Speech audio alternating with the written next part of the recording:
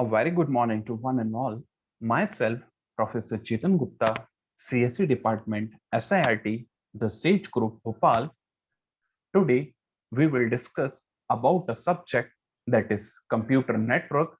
The subject code is CS602. And in today's lecture, we will discuss about a topic that is a token bus. The technical name of the token bus is the IEEE 802.4. Okay, moving on next slide. First, what is token bus? Basically, token bus is a popular standard for the token passing lanes. In a token bus LAN, the physical medium is a bus or a tree, and a logical ring is created using the coaxial cable. That means if we want to discuss about the token bus, first we need to discuss why we use token bus. So whenever a multiple host or a multiple user try to send the data at the same time, the problem is that there may be a chances of collision, because whenever two or more station try to send that data at the same time, then collision may happen. And if the collision is happen, then our data is lost, or data may be an inappropriate data. Whenever that data received by the receiver, then data may have damaged copy. So here we are going to discuss about a technique how we can avoid that collision. Means we want that if station want to send the data, so they will send the data one by one. So what is the procedure behind that? So another method is the token bus. So basically token bus is a standard in which we have to passes the token in the logical ring. Basically if we want to create a token bus, so what we do in a token bus, we will connect all the computer in the form of a logical ring that is created using the coaxial cable.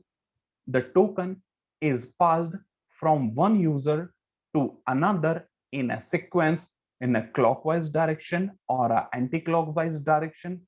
Each station know the address of the station to its left and right. Means each and every station knows the address to its neighbor node. So whenever a data is received by a particular station, if that is not a destination, then that token must be passed through the next node.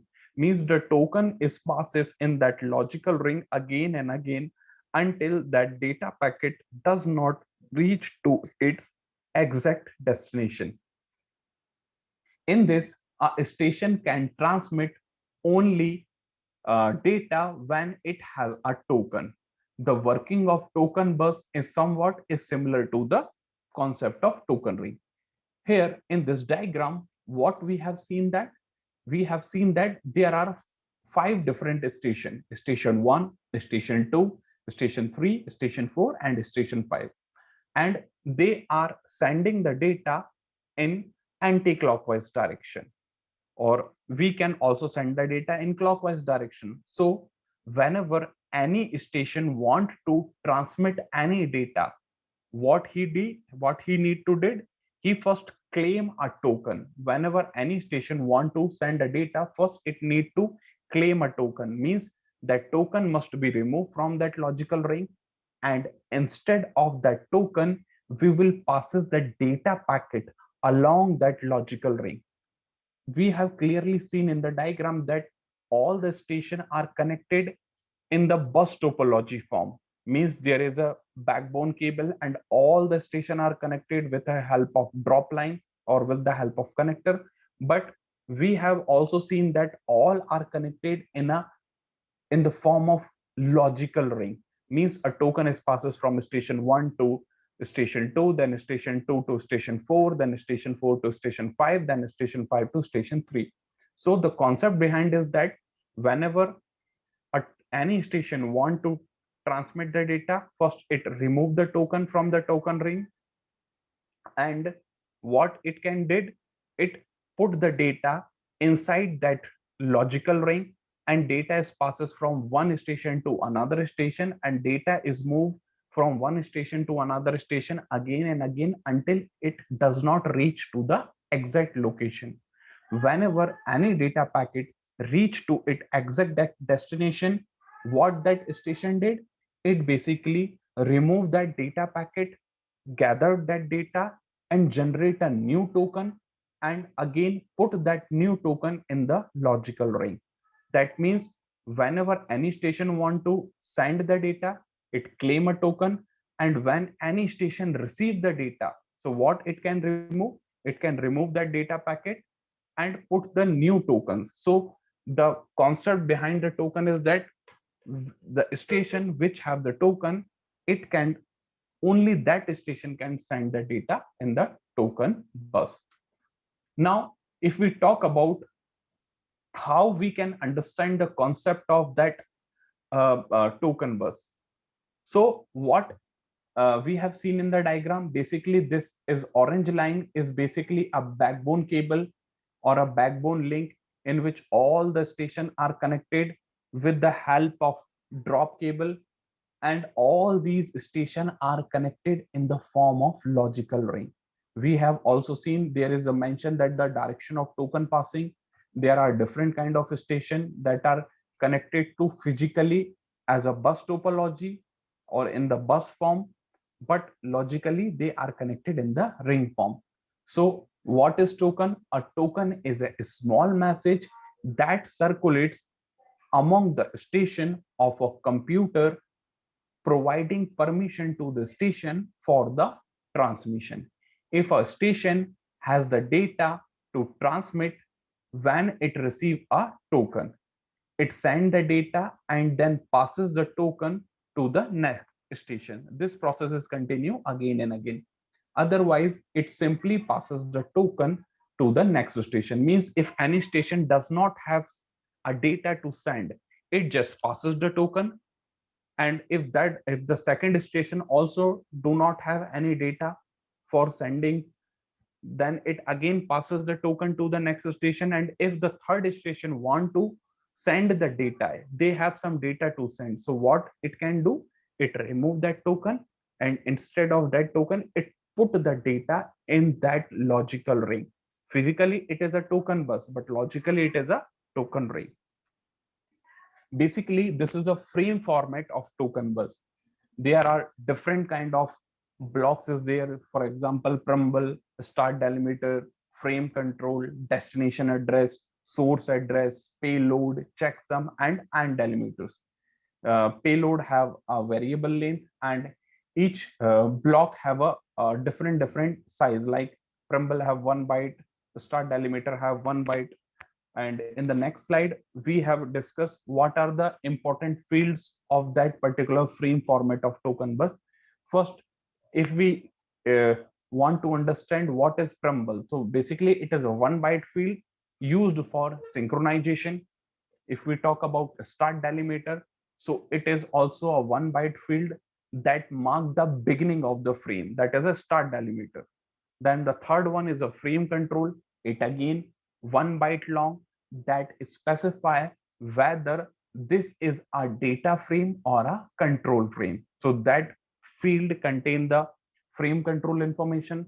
The next one is the destination address. Basically destination address is 2 to 6 byte long, and it basically specify the address of a destination. Means whenever we want to send any data packet to any destination, we put the address in this destination address field. The next field is the source address.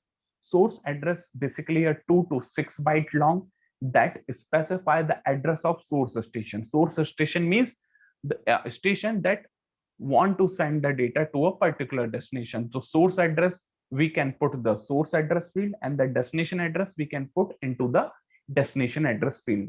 Now the next field is the payload, which is a variable length field that carried the data from the network layer. Means payload, what it can basically did, it basically add the data that received from the network layer. The next field is checksum, that is basically 4 byte long. in which a frame check sequence for error detection. Means checksum field, why we insert that field? Basically, it is used for error detection or any checking sequence. Now, the last field is the AND delimiter. AND delimiter is basically 1 byte long that makes the or marks the AND of a frame. Means start delimiter indicate the beginning of a frame, and AND delimiter indicate the ending of a frame. And different field like source address and destination address, they contain the source address and the destination address, that which one is a sending device, which one is a receiving device. Payload basically contain the data. And frame control either contain the information that is that particular frame is a data frame or a control frame. We have to go back in the slide. So this is basically a frame format of a token bus.